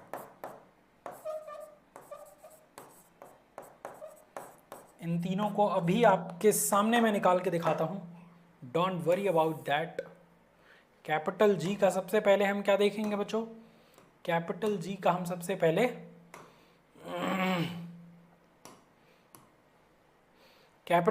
सबसे पहले मान देखेंगे, ठीक है। तो कैपिटल G का मान कितना होता है? तो कैपिटल G का मान होता है 6.67 इंटू 10⁻⁻12। ये याद रखना, कैपिटल जी का मान है ये। उसके बाद दूसरा, कैपिटल जी का मात्रक अगर अपन को निकालना है तो कैपिटल जी का मात्रक कैसे निकालेंगे बच्चों? तो कैपिटल जी का मात्रक निकालने के लिए हमें करना क्या पड़ेगा? हमें बस एक चीज़ करना पड़ेगा, और वो चीज़ क्या है भैया? वो चीज़ ये है कि आपको इसी फॉर्मूले से अगर कैपिटल जी का मान निकालना है तो कैपिटल जी बराबर लिखना पड़ेगा क्या? आर स्क्वायर इधर चला जाएगा तो एफ इंटू आर स्क्वायर और बटे में m1 इंटू m2। तो अगर आप यहाँ से निकालेंगे तो ये हो जाएगा किग्रा मीटर स्क्वायर प्रति, किग्रा इंटू किग्रा किलोग्राम स्क्वायर, ये किग्रा नहीं न्यूटन मीटर स्क्वायर प्रति किलोग्राम का स्क्वायर। तो न्यूटन मीटर स्क्वायर प्रति किलोग्राम का स्क्वायर ये होता है आपका किसका मात्रक? कैपिटल जी का मात्रक। कैपिटल जी की वीमा अगर निकालना चाहें बच्चों, कैपिटल जी की अगर हम वीमा निकालना चाहें तो कैसे निकालेंगे बोलो? कैपिटल जी की अगर हम वीमा निकालना चाहें तो कैसे निकालेंगे? तो इसी फॉर्मूले से निकालेंगे। कैपिटल जी बराबर बल की वीमा mL/T⁻² इंटू दूरी के स्क्वायर की वीमा यानी L2 और द्रव्यमान यानी AT, सॉरी द्रव्यमान का m होता है, द्रव्यमान का क्या होता है बच्चों? कैपिटल M होता है और कैपिटल M होता है। ऊपर लेके चलोगे तो m पे -2 और एक +1 है तो m पे -1, L पे कितना हो जाएगा? L पे 3, T पे -2। इतना आना चाहिए क्या? इतना आ रहा है? एक बार देख लेना, इतना आ रहा है क्या? कैपिटल जी का विमीय सूत्र इतना आ रहा है? एक बार चेक करके बताओ। mL/T पे -2 बल का हो गया, L2 इसका हो गया उतना, तो इसको ऊपर लेके जाएंगे तो m पे -1, L पे 3 और T पे -2। हाँ सही है, सही है यार। तो ये आपको याद रखना है, इतनी चीज़ें याद रहेंगी तो बहुत बढ़िया से आप इस क्वेश्चन को सॉल्व कर जाओगे, नहीं तो प्रॉब्लम होगी, दिक्कत होगी, समस्या आएगी बहुत सारी। ठीक है, इसको याद कर लेना, इसको नोट कर लेना, बहुत महत्वपूर्ण है बच्चों। तो ये नियम, ये स्टेटमेंट, ये फॉर्मूला, ये सब कुछ महत्वपूर्ण है, ये डेरिवेशन और ये पूरी चीज। अब हम चलते हैं नेक्स्ट टॉपिक की तरफ जो कि है गुरुत्वीय त्वरण। तो देखो, जब भी किसी चीज को ऊपर फेंका जाता है ना, तो ऊपर फेंकने के बाद ये स्वतंत्रता पूर्वक नीचे गिरती है। कोई भी वस्तु स्वतंत्रता पूर्वक नीचे गिरती है तो वो जिस वेग में परिवर्तन का अनुभव करती है, जैसे यहां पे छोड़ा गया तो पहले इसका वेग कम होगा और जैसे जैसे नीचे बढ़ता जाएगा वैसे वैसे इसका वेग बढ़ता जाएगा, वेग में परिवर्तन होता जाएगा। कहने का मतलब यह है क्योंकि गुरुत्वाकर्षण बल उस पर लग रहा है, तो गुरुत्वाकर्षण बल लग रहा है तो पृथ्वी उतनी तेजी से इसको खींचेगी अपनी तरफ। तो गुरुत्व के अंतर्गत यानी कि पूरे के पूरे गुरुत्वाकर्षण बल के अंतर्गत वेग परिवर्तन की जो दर होती है वस्तु में, वही गुरुत्वीय त्वरण कहलाती है। ठीक है, तो गुरुत्व के अंतर्गत वेग परिवर्तन की दर गुरुत्वीय त्वरण कहलाती है। या फिर आप इसको लिख सकते हैं कि जब भी किसी वस्तु को पृथ्वी की सतह पर, सतह के पास गिरती है, जब भी कोई वस्तु पृथ्वी की सतह के पास गिरती है तो पृथ्वी का गुरुत्वाकर्षण बल उस पर कार्य करता है। यही बल वस्तु को जी त्वरण के साथ नीचे गिराता है। यही जो बल है ये वस्तु को क्या करता है? जी त्वरण के साथ नीचे गिराता है। जैसे मान लो ये एक पृथ्वी है और पृथ्वी का ये है मान लो सतह। अब इस सतह पर मान लो यहां से एक वस्तु, एक गेंद ही है मान लो ऐसे, तो इस गेंद को अगर यहां पे छोड़ेंगे तो ये नीचे आएगा। तो ये जिस त्वरण के साथ नीचे आएगा मतलब पृथ्वी का कुछ न कुछ अपना तो बल होगा, इस बल से ये इसको खींचेगी क्योंकि इसका भी द्रव्यमान है और पृथ्वी का भी द्रव्यमान है और दो द्रव्यमान वाली वस्तुओं के बीच गुरुत्वाकर्षण बल लगता है। तो ये पृथ्वी इसको अपनी और जिस गुरुत्वाकर्षण बल के प्रभाव मतलब इस पृथ्वी का गुरुत्वाकर्षण बल इस पर कार्य करने लगेगा और फिर ये पृथ्वी इसको जिस त्वरण के साथ नीचे खींचेगी उसी त्वरण को कहते हैं गुरुत्वीय त्वरण। सिंपल सा कंडीशन। ठीक है, और इसका जो फॉर्मूला होता है वो होता है कैपिटल स्मॉल जी बराबर कैपिटल जी एम बटे में आर स्क्वायर। जहां m पृथ्वी का द्रव्यमान है, यह है पृथ्वी का द्रव्यमान m। क्लियर? ये चीज आपको याद रखना है। मात्रक समझ नहीं आया, मात्रक नहीं समझ आया तो एक बार और मात्रक बताए। तो देखो, कैपिटल G का मात्रक अगर निकालना है तो इसको यही रहने दो, बाकी इसको इधर भेज दो, तो F इंटू आर स्क्वायर हो गया, और M1 M2 को नीचे भेज दो क्योंकि गुणा में है, तो M1 M2 नीचे हो गया। अब ये क्या है? बल। बल का मात्रक न्यूटन, दूरी का स्क्वायर है तो मीटर स्क्वायर, और बटे में द्रव्यमान का मात्रक किलोग्राम और द्रव्यमान का मात्रक किलोग्राम, तो किग्रा का स्क्वायर, तो न्यूटन मीटर स्क्वायर प्रति किग्रा का स्क्वायर। अब समझ आया मात्रक ऋतिक? देख लो एक बार ध्यान से बच्चा, उम्मीद है आपको समझ आया होगा। क्लियर? चलो, अब गुरुत्वीय त्वरण भी समझ गए। अब ये फॉर्मूला आया कैसे, इसको एक बार देख लेते हैं। तो हम यहां पे लिखेंगे कैपिटल जी, एक बहुत इंपॉर्टेंट डेरिवेशन भी आता है, स्मॉल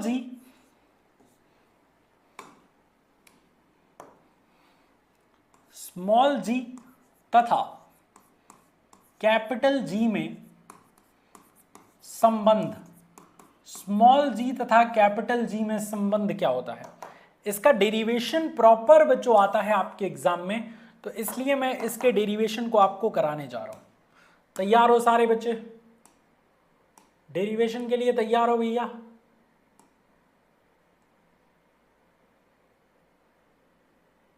है भाई?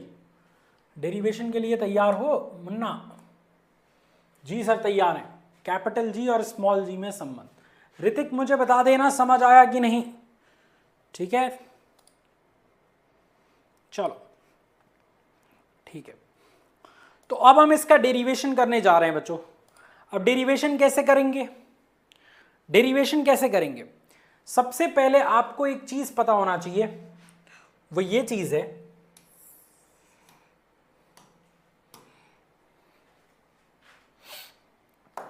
यहां पे लिखेंगे हम जानते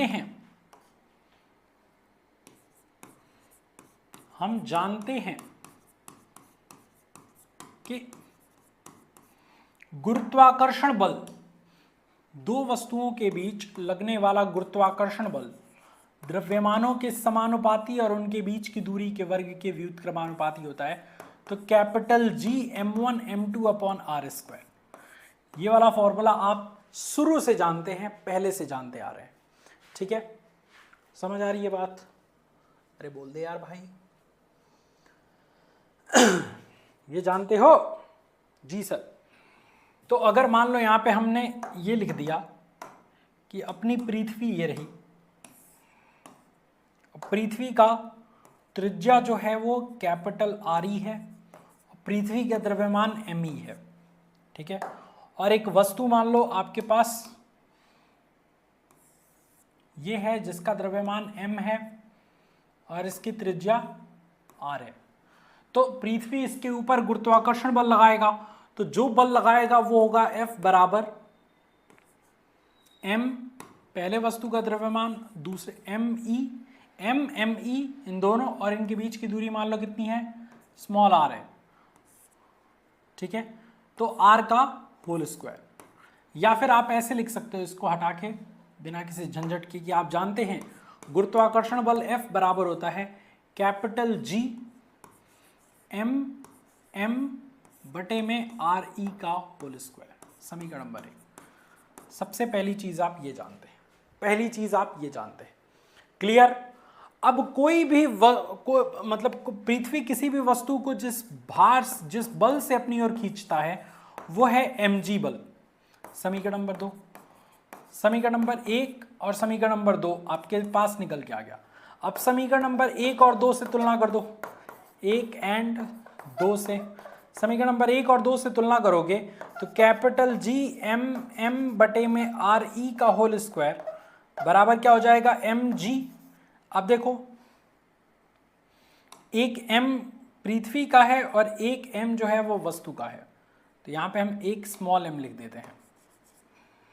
ठीक है, तो इस एक m से एक m कट गया, तो कैपिटल G बराबर कितना आ गया, स्मॉल g बराबर कितना आ गया, कैपिटल G m और बटे में आर ई का होल स्क्वायर। जहां पे हर एक चीज को हम डिफाइन कर देंगे, किस रूप में भैया, किस रूप में डिफाइन करेंगे?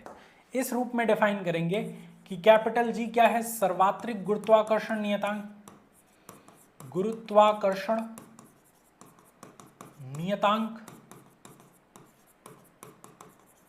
कैपिटल एम क्या है? पृथ्वी का द्रव्यमान, इसको आप एम ई भी लिख सकते हैं, जो मैं पहले लिख रहा था, पृथ्वी का द्रव्यमान, इसको आप एम ई भी लिख सकते हैं, एम भी लिख सकते हैं, क्योंकि पृथ्वी का द्रव्यमान, ई मतलब अर्थ, और इसको आर भी लिख सकते हैं या आर ई भी लिख सकते हैं, पृथ्वी की त्रिज्या, पृथ्वी की त्रिज्या।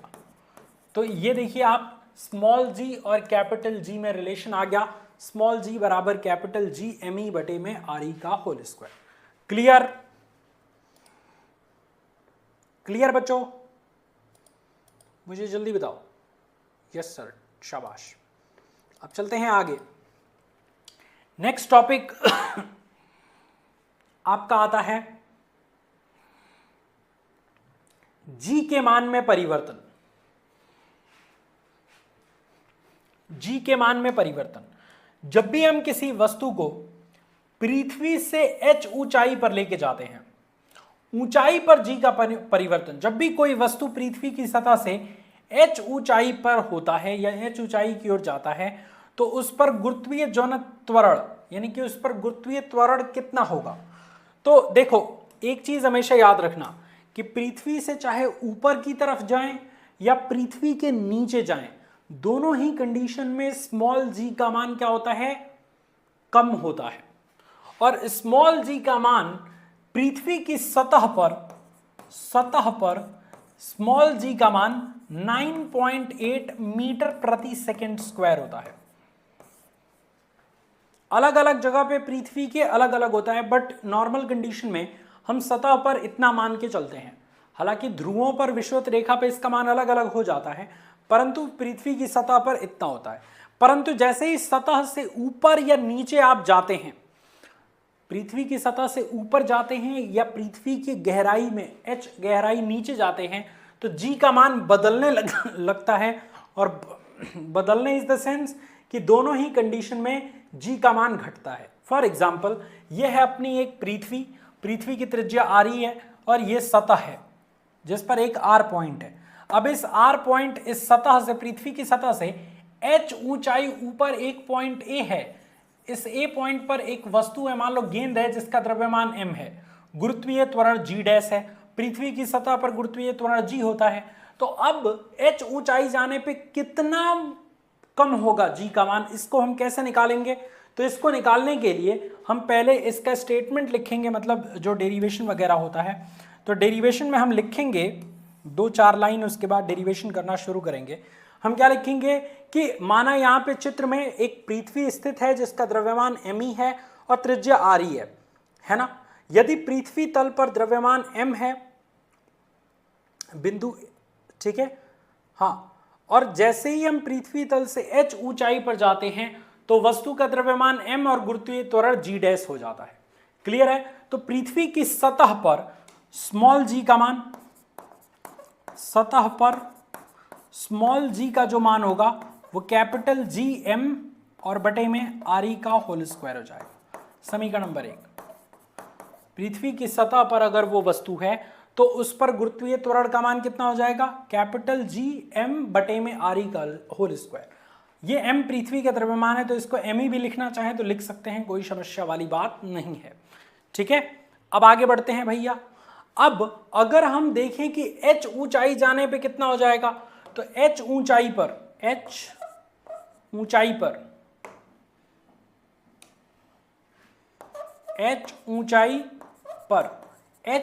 पर अगर हम g का मान देखें तो g डैश बराबर हो जाएगा कैपिटल G m e, क्योंकि द्रव्यमान तो उस कंडीशन में भी उतना ही होगा। बोलो भैया। लेकिन त्रिज्या अब की बार कितनी हो जाएगी? तो आर ई ये है और h ये है, तो त्रिज्या अब की बार कितनी हो गई? R E plus H. तो g डैश बराबर G m e plus R E plus H का होल स्क्वायर, m e बटे में आर ई प्लस एच का होल स्क्वायर। तो यहां पे जो गुरुत्वीय त्वरण है उसका मान इतना आ गया। तो अब इसमें परिवर्तन कितना हुआ, इसको कैसे निकालेंगे? तो इसको निकालने के लिए दोनों को भाग लगा देते हैं। समीकरण नंबर 1 भागे 2 से, तो जैसे ही आप भाग लगाओगे तो क्या होगा, G बटे में G डैश बराबर कैपिटल G एम ई बटे में आर ई का होल स्क्वायर और बटे में कैपिटल G एम ई बटे में आर ई प्लस एच का होल स्क्वायर। ठीक है, G एम ई से G एम ई कट गया। अब ये आर ई का होल स्क्वायर बटे में आर ई प्लस एच का होल स्क्वायर, सबसे नीचे वाला सबसे ऊपर जाएगा, तो ये हो जाएगा आर ई प्लस एच और बटे में आर ई का होल स्क्वायर। अलग अलग करो, तो अलग अलग करोगे तो G बटे में G डैश बराबर 1 plus H upon R E. अगर इसको सॉल्व करोगे तो इसका होल स्क्वायर, तो G डैश बराबर कितना आएगा, तो यहां से G डैश बराबर अगर निकालेंगे, यहां से G डैश बराबर निकालेंगे तो G डैश को इधर करो और इसको नीचे कर दो, तो G डैश बराबर G डैश बराबर कितना आ गया, G आपके सामने आ रहा है और बटे में 1 plus H upon R E का होल स्क्वायर। इस फॉर्मूले से आप G के मान में कितना परिवर्तन हुआ उसका मान निकाल सकते हो बड़े आसानी से, कोई टेंशन फिक्र की बात नहीं होगी। क्लियर है बात? क्लियर है बात बच्चों? मुझे बताओ, आराम से आप G का मान निकाल सकते हो। G डैश बराबर G 1 plus H upon R E का होल स्क्वायर। ठीक है, ठीक है, चलो अब G का मान अगर देखें तो सतह पर कितना होता है 9.8, तो इसका मान 9.8 आ जाएगा। अब आप आर ई का मान कुछ भी रख लो, एक से ज्यादा ही आएगी वैल्यू एक से वैल्यू कितनी हो जाएगी ज्यादा, और एक से ज्यादा वैल्यू मतलब कुछ भी एक से बड़ा, मान लो 2 मान लिया। अब इस 2 को 9.8 से डिवाइड करोगे तो वैल्यू कितनी आएगी, 9.8 से कम ही आएगी। तो इसीलिए कहते हैं कि h ऊंचाई पर जाने पर गुरुत्वीय त्वरण का मान घटता है। क्लियर? ये चीज आपको याद रखनी है। तो ये एक बहुत महत्वपूर्ण डेरिवेशन है जो आपको महत्वपूर्ण तरीके से याद रखनी है। बहुत अच्छा एक पूरा का पूरा, दोनों ही केस में आप याद रखेंगे, चाहे आप h ऊंचाई ऊपर जाएं चाहे h गहराई नीचे जाएं, दोनों ही कंडीशन में, चाहे आप h ऊंचाई ऊपर जाएं चाहे आप h गहराई नीचे जाएं, दोनों ही कंडीशन में G का मान क्या हो जाता है, घटता है। अब h गहराई नीचे जाने पे देख लेते हैं, तो अगर गहराई पर G का मान में परिवर्तन, यदि कोई वस्तु पृथ्वी की सतह से D गहराई में है तो उस पर कार्य करने वाला G कितना होगा। डायग्राम देखो, ये मान लो पृथ्वी है और इस पृथ्वी की त्रिज्या है कैपिटल आर ई, यह पृथ्वी की त्रिज्या। अब इस पृथ्वी की सतह से D गहराई नीचे, यहां पे अगर देखें तो G डैश हो जाएगा गुरुत्वीय त्वरण और यहां पे G होगा। तो इस कंडीशन में कितना G के मान में परिवर्तन होगा, इसको क्वेश्चन में पूछा जाएगा आपसे कि G के मान में इसके लिए कितना परिवर्तन होगा। तो इसको सॉल्व करने के लिए सबसे पहले आपको याद रखना है कि पृथ्वी क्या है, एक गोलाकार चीज, गोलाकार वस्तु है ना। तो गोले का आयतन भी होता है और घनत्व भी होता है। तो आपको एक चीज पता है कि अगर हम इस पृथ्वी का घनत्व निकालें तो घनत्व बराबर क्या होता है, घनत्व बराबर द्रव्यमान बटे में आयतन। ये तो कक्षा 9वीं से ही चीजें पढ़ाई जाती है। घनत्व बराबर द्रव्यमान बटे आयतन। ठीक है, तो इस छोटे वाले छोटे वाले गोले का हम सबसे पहले घनत्व निकालते हैं। ठीक है, ताकि इस छोटे वाले का द्रव्यमान हमारा निकल के आ जाए। मान लो पृथ्वी का द्रव्यमान me है। इस छोटे वाले गोले का त्रिज्या आर ई माइनस डी है, क्योंकि डी गहराई को घटाओगे आर ई में से तो ये छोटे वाले गोले की त्रिज्या आ जाएगी। और छोटे वाले वस्तु का या छोटे वाले जो गोले है उसका द्रव्यमान एम ई डैश है। तो अगर हम इसका द्रव्यमान देखें तो एम ई डैश बराबर द्रव्यमान बराबर घनत्व गुणे आयतन। मान लो इस छोटे वाले का घनत्व रो है। ठीक है, तो रो और इंटू आयतन। अब रो घनत्व क्या है, रो और इंटू आयतन। तो छोटे वाले जो गोला है उसका आयतन कितना हो जाएगा, 4/3 pi R E minus D. R E minus D का होल स्क्वायर। यह आ गया द्रव्यमान किसका, छोटे वाले का। इसको याद रखना, ये छोटे वाले गोले का द्रव्यमान अपना निकल के आ चुका है। कोई टेंशन नो सर, कोई फिक्र नो सर, कोई दिक्कत नो सर। चलो भैया, क्यों निकाल रहे हैं हम छोटे वाले का द्रव्यमान, अभी पता चलेगा।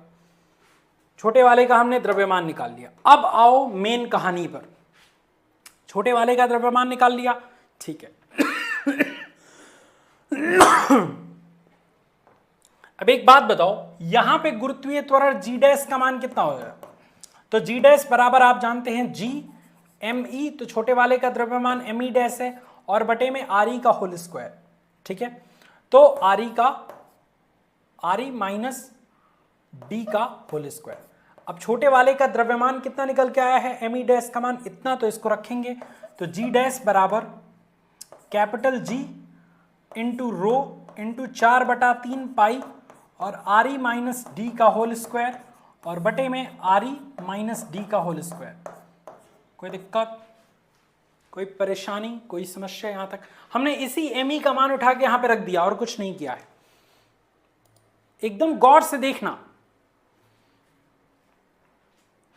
ठीक है। आयतन है तो ये स्क्वायर नहीं क्यूब होगा, 4/3 पाई आर क्यूब होता है ना, ये 3 है घात, यहां पे भी ये घात 3 हो जाएगा।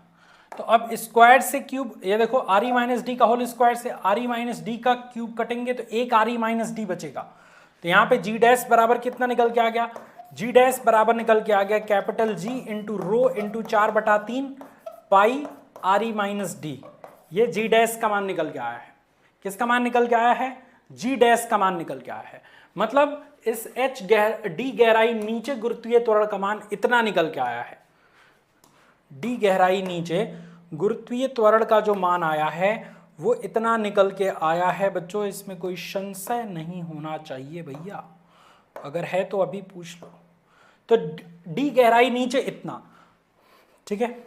यहां पे लिखेंगे डी गहराई नीचे गुरुत्वीय त्वरण, तो डी गहराई नीचे अगर गुरुत्वीय त्वरण इतना है तो सतह पर कितना होगा? तो यहां पर हम लिखेंगे सतह पर पृथ्वी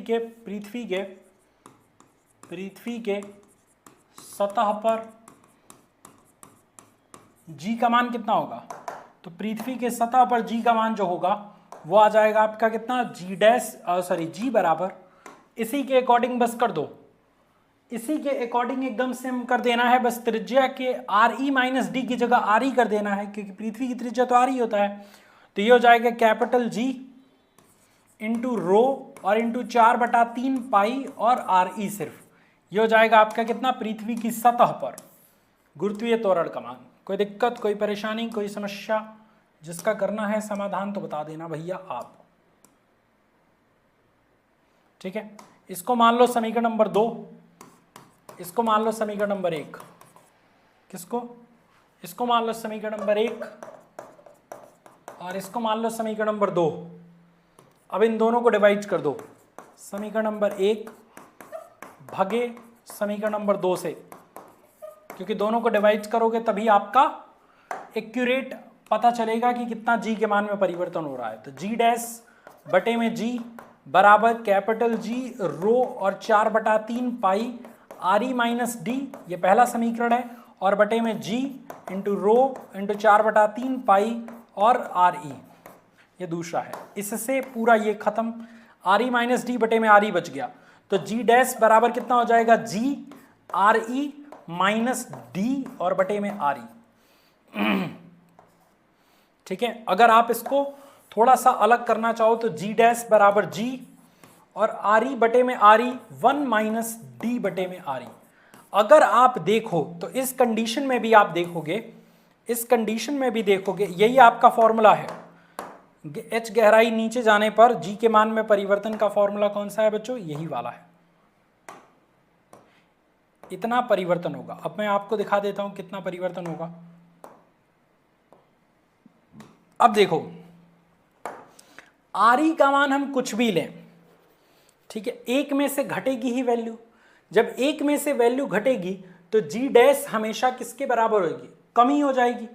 आप खुद देखो कि एक में से वैल्यू घट रही है ना, डी बटा आर ई, आर ई का मान हमेशा ज्यादा होगा, डी का मान कम होगा, क्योंकि पृथ्वी की तो त्रिज्या बहुत ज्यादा होती है। तो एक में से कम वैल्यू को घटाएंगे तो एक से कम होगी, एक से कम होगी तो जी डैश और जी में क्या रिलेशन होगा, जी डैश हमेशा जी से कम होगा, जी डैश हमेशा जी के वैल्यू से क्या हो जाएगा, कम हो जाएगा। ठीक है, ये चीज आपको याद रखना है। तो दोनों ही कंडीशन में, चाहे पृथ्वी से h ऊंचाई ऊपर जाएं, चाहे पृथ्वी से h गहराई नीचे जाएं या d गहराई नीचे जाएं, दोनों ही कंडीशन में आपका g का मान क्या हो जाएगा, कम हो जाएगा। ये बहुत इंपॉर्टेंट डेरिवेशन है, अक्सर आपके एग्जाम में पूछा जाता है, तो इसलिए मैंने इन दोनों डेरिवेशन को करा दिया। मुझे उम्मीद है बच्चों कि आज की क्लास भैया आपको बहुत पसंद आई होगी। अच्छा लगे तो इन सारे क्वेश्चन को अच्छे से तैयार कर लेना और फिर अपनी पढ़ाई को एकदम मेंटेन रखना। Wish you all the very best. जय हिंद।